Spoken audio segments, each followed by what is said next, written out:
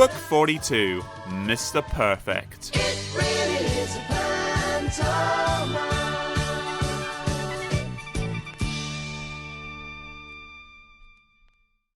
It was a perfect summer's day, and on this perfect summer's day, Mr. Perfect was looking more perfect than usual, not a hair out of place. Mr. Perfect lived in Tip Top Cottage, and on this perfect summer's day, his house was also looking even more perfect than usual, not a curtain out of place. I suppose you're wondering why Tip Top Cottage was looking so perfect. I shall tell you. It was Mr. Perfect's birthday, and he was having a party. There was a knock at the door. "Perfect!" cried Mr. Perfect.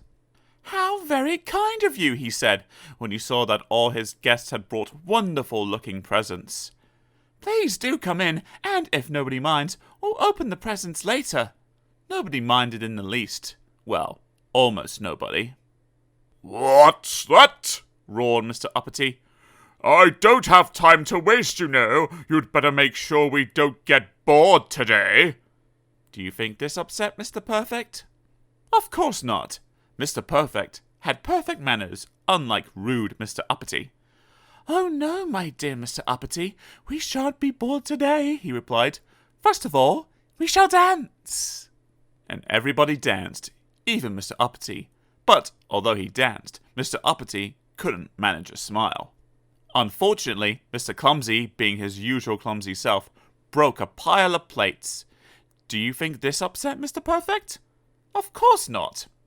"Don't worry, Mr. Clumsy," said Mr. Perfect. And being the perfect person he was, and none the least bit clumsy, he produced a whole lot more plates.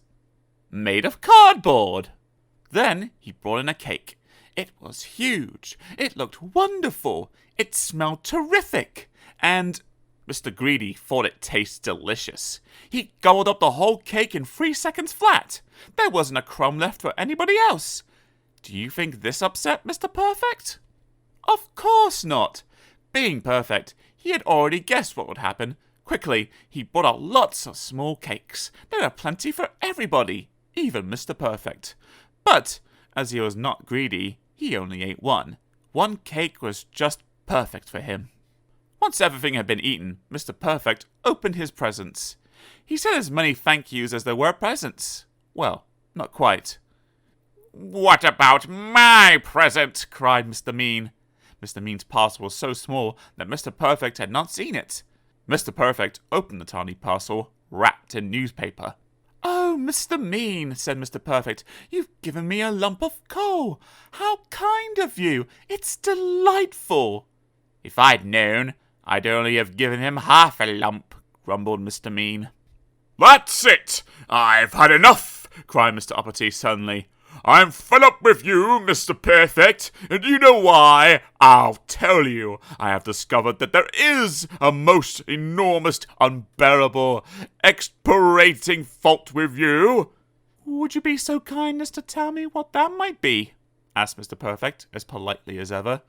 "Don't you understand?" cried Mr. Uppity. "Your fault is that you have no faults."